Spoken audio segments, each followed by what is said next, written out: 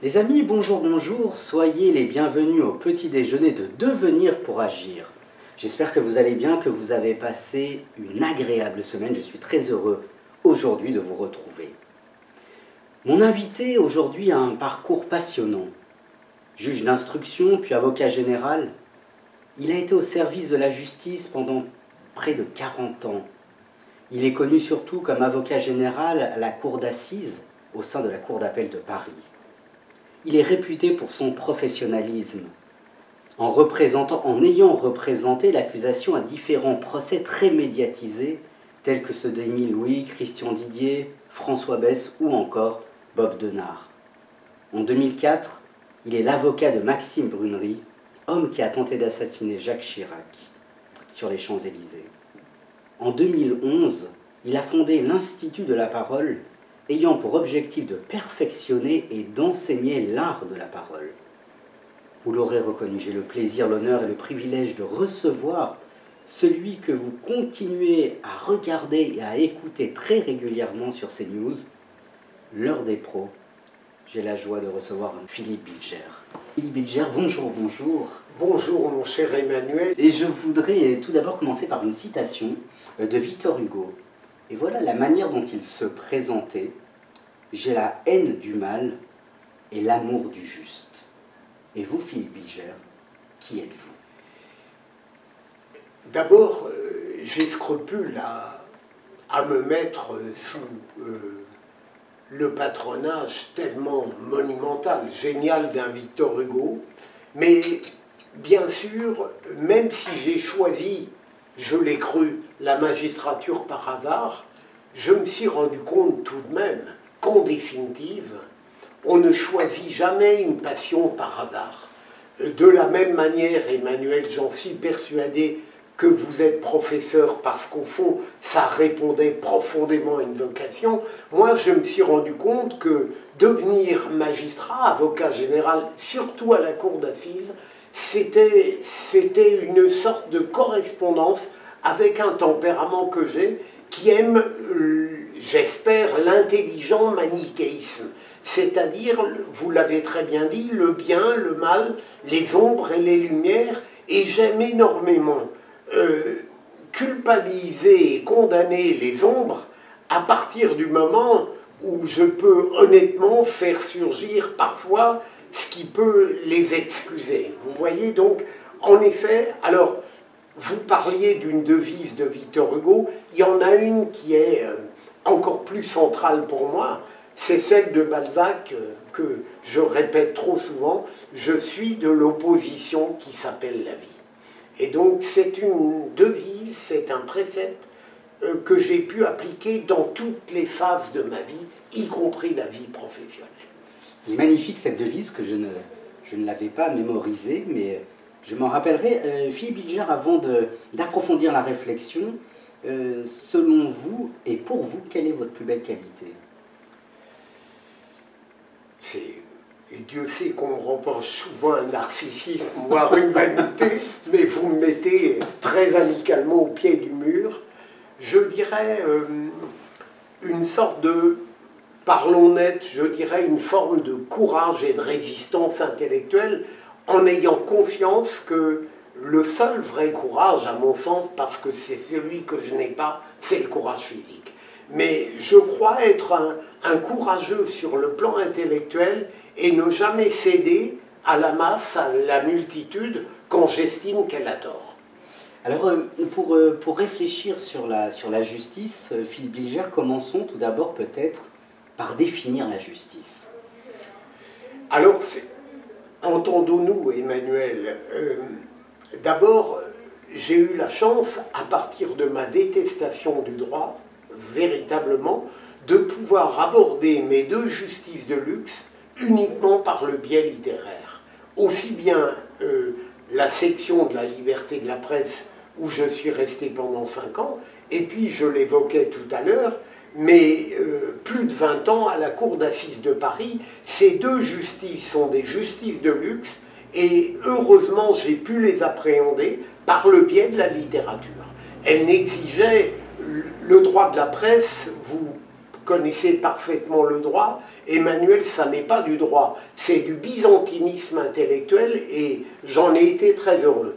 La cour d'assises, c'est de la culture générale.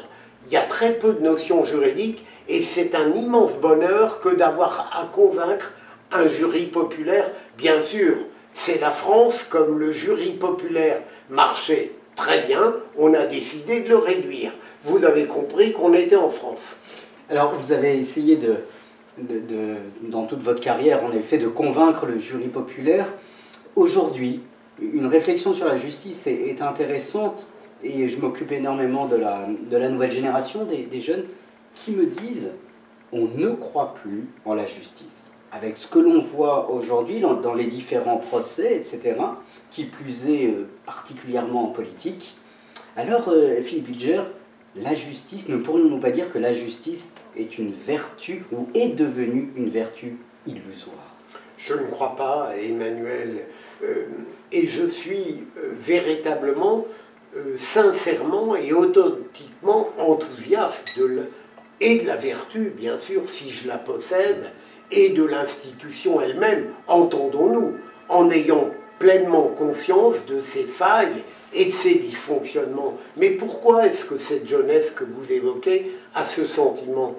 Il y a une double raison, à mon sens. C'est d'abord que, en réalité, les magistrats eux-mêmes ne sont pas enthousiastes de cette splendide mission qu'ils ont à exercer. Écoutez un magistrat, qu'il soit jeune ou moins jeune, je serais un jeune homme aujourd'hui de 25 ans, j'entendrais ce discours morose, mais pour rien au monde, je ne voudrais devenir magistrat. On ne peut pas faire venir dans une belle institution des jeunes gens si on n'est pas soi-même enthousiaste de ce qu'on pratique. Et le deuxième élément, c'est que bien sûr, ils connaissent mal, ils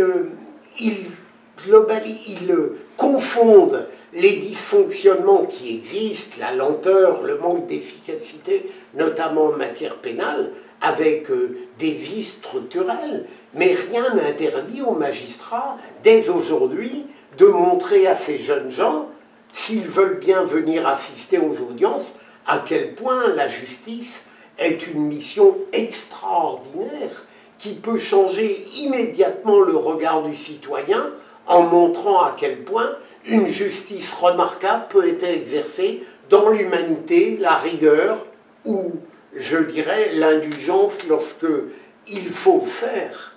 Donc je continue plus que jamais d'opposer à une morosité exaspérante l'enthousiasme d'un magistrat honoraire, certes, mais qui a 40 ans de pratique et qui a considéré qu'il revient à chacun de modifier l'image de la justice par sa propre pratique. Alors j'entends votre enthousiasme, je la vois, en tout cas je la vis avec vous. Cependant, je reviendrai quand même sur ce point, c'est que peut-on encore parler aujourd'hui d'une impartialité dans la justice? Je voudrais citer Raymond Aron, qui souligne « Objectivité ne signifie pas impartialité, mais universalité ». Que répondez-vous à Raymond Aron au sein même dans cette réflexion sur la justice au niveau de l'impartialité et de l'objectivité? Vous me placez, mon cher Emmanuel, sous des patronages très illustres. Tout à l'heure, c'était Victor Hugo, et là, c'est Raymond Aron, un esprit que j'admire profondément, qui, contrairement à d'autres, ne s'est jamais trompé.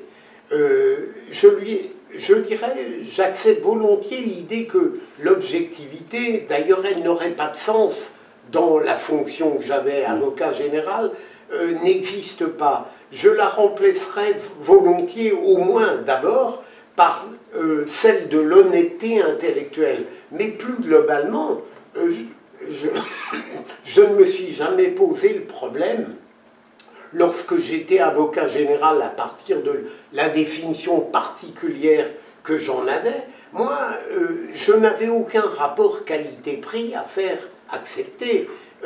J'avais 3 possibilités en tant qu'avocat de tous les citoyens.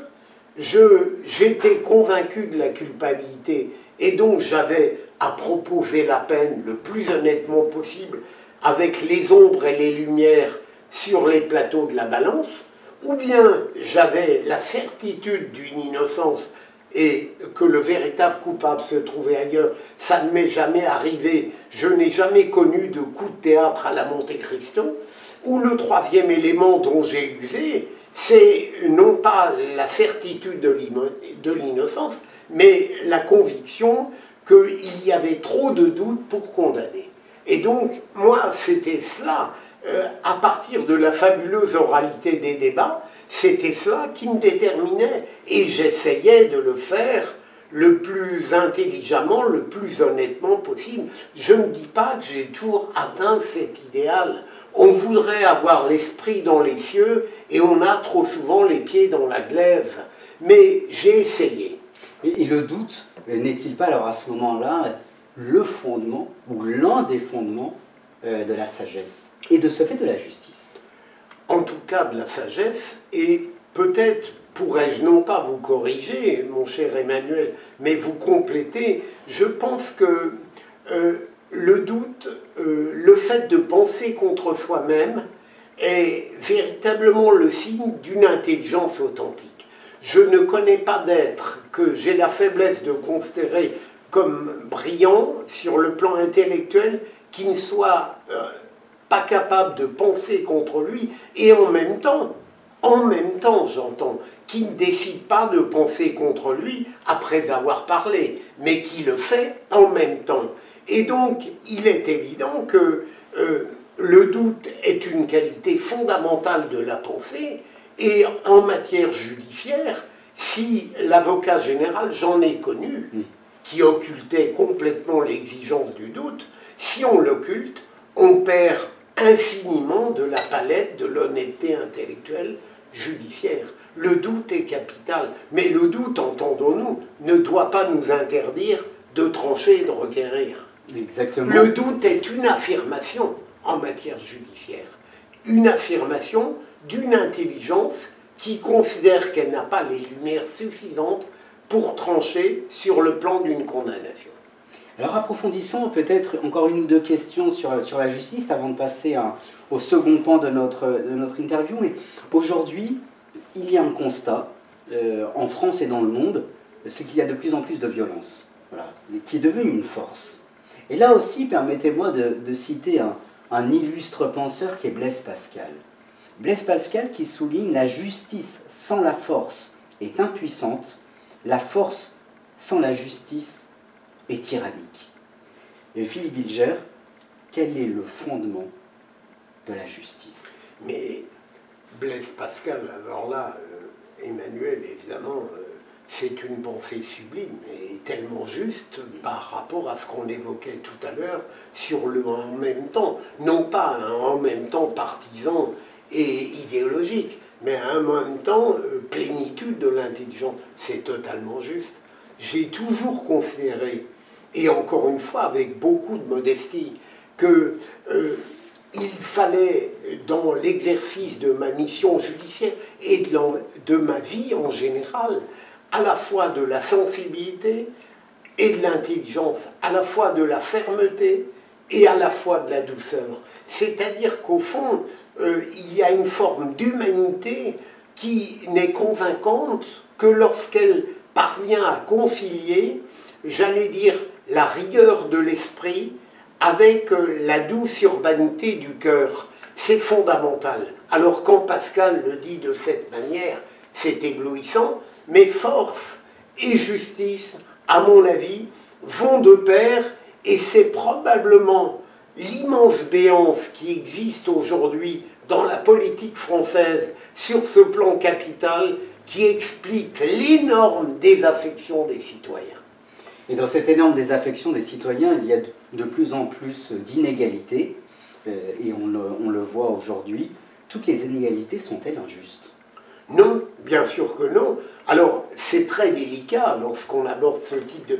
Je pense que, en réalité, le travail d'un pouvoir progressiste devrait être, autant que possible, je ne suis pas naïf ni utopique, de réparer autant que possible les inégalités de départ. Ça n'est pas bouleversant d'originalité, mais c'est une évidence.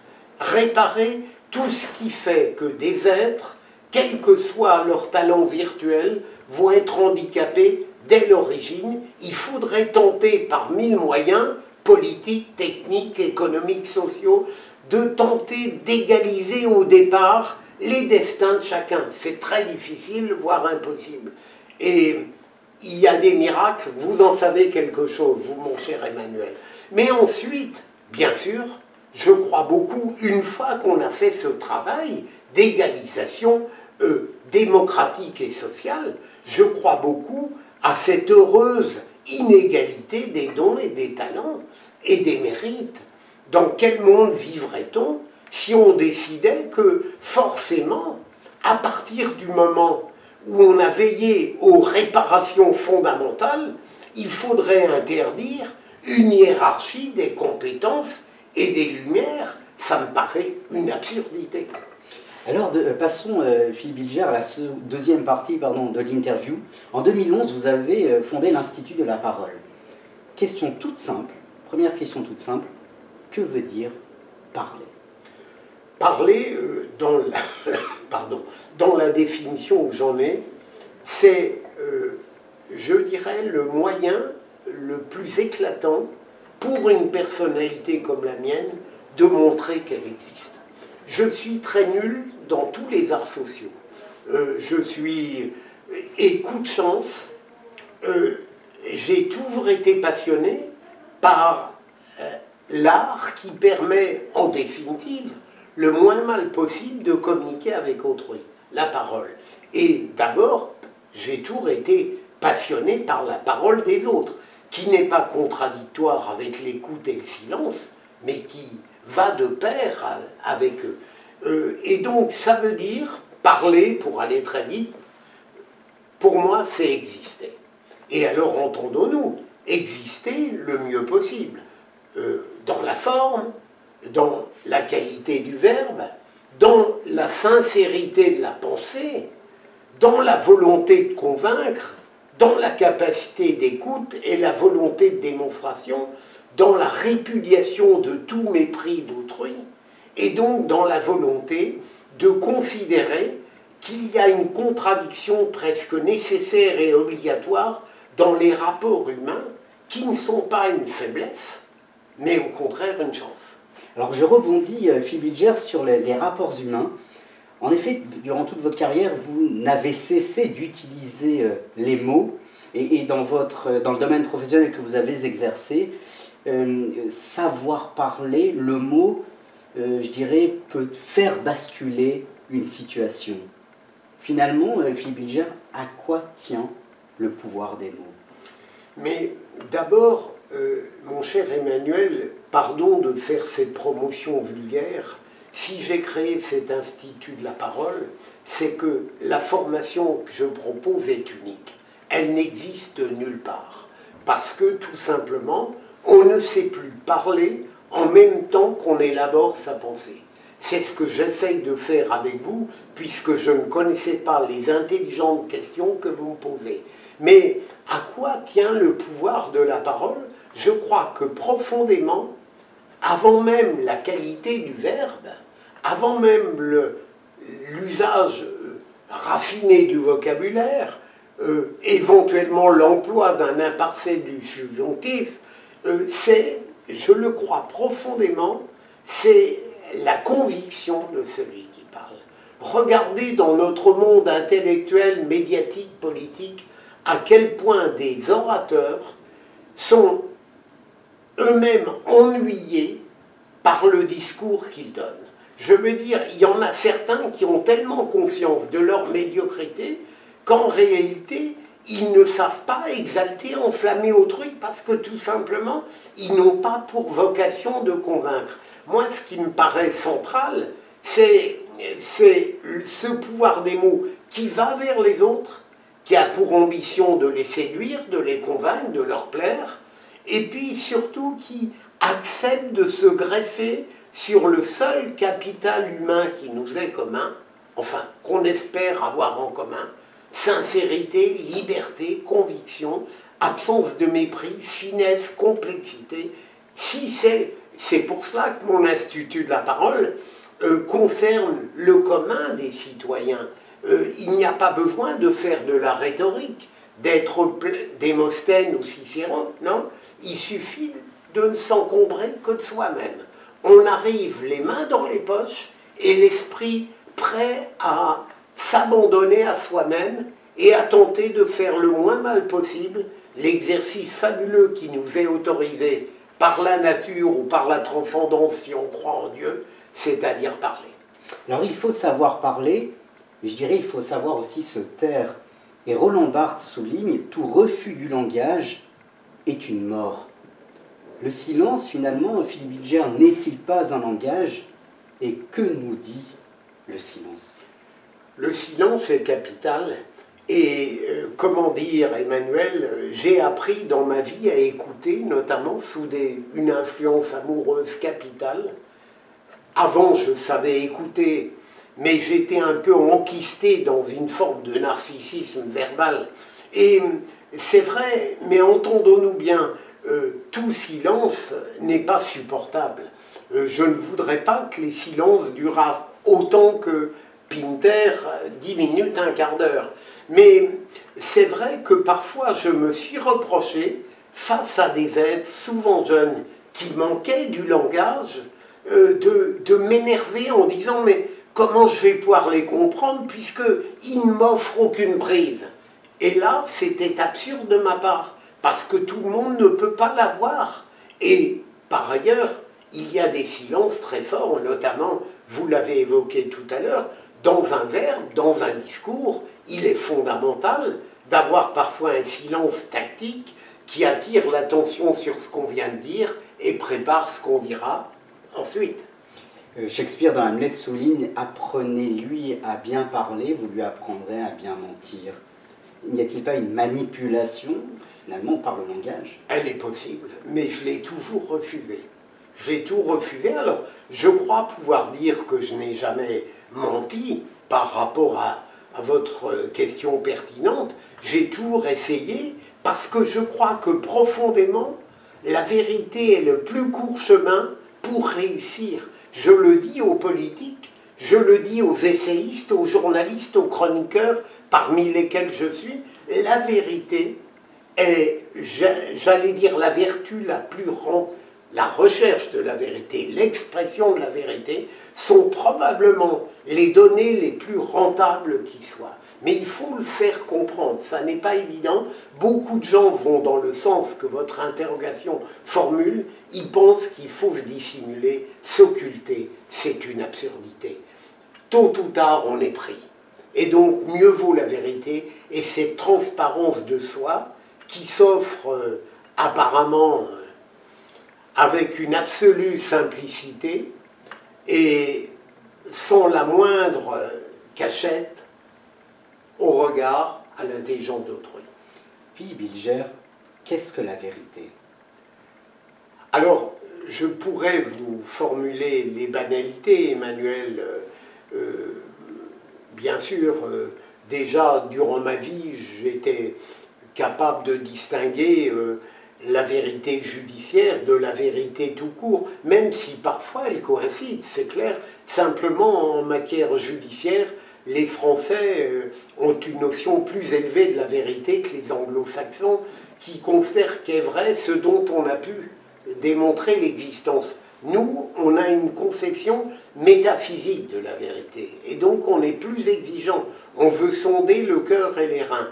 Eh bien, la vérité, c'est le sentiment que j'essaye d'éprouver le plus souvent possible, qu'on n'a jamais dénaturé le propos de l'autre pour lui répliquer, et qu'on n'a jamais effacé le réel pour tenter de l'analyser. C'est modeste ce que je dis. Je dis à chaque fois tenter. Rien que ça, mais ça justifie, comme dirait Stendhal à propos du bonheur, rien que ça, mais ça peut justifier toute une vie. Alors vous me permettez de terminer avec une belle transition que vous faites. Philippe Bilger, avec toute la belle carrière que vous avez eue, en tant que chroniqueur que vous êtes maintenant, président de l'Institut de la Parole, êtes-vous heureux? Oui, oui. Alors, je suis très heureux dans ma vie personnelle. Je suis très heureux dans ma vie familiale. J'ai 6 enfants, 13 petits-enfants, 2 petits-enfants qui sont les miens, qui sont ceux directement de mon épouse. J'ai la vie dont je rêvais. J'ai toujours détesté l'idée de retraite. Je travaille presque plus qu'à l'époque de la cour d'assises. J'ai de la chance. Et j'essaye surtout de continuer à ne jamais programmer mon existence. Quand on ne la programme pas, elle ne vous offre que d'heureuses surprises. Merci de m'avoir reçu, Philippe Bilger, merci infiniment. Et merci Emmanuel pour... On ne peut être, j'allais dire, un porteur de parole le moins médiocre possible que si on a de très bons questionnements. Ça me touche beaucoup, merci infiniment. Les amis, merci beaucoup de nous avoir suivis. Je vous souhaite une agréable semaine et vous donne rendez-vous pour de nouvelles aventures la semaine prochaine. Merci pour votre fidélité. À très bientôt. Ciao.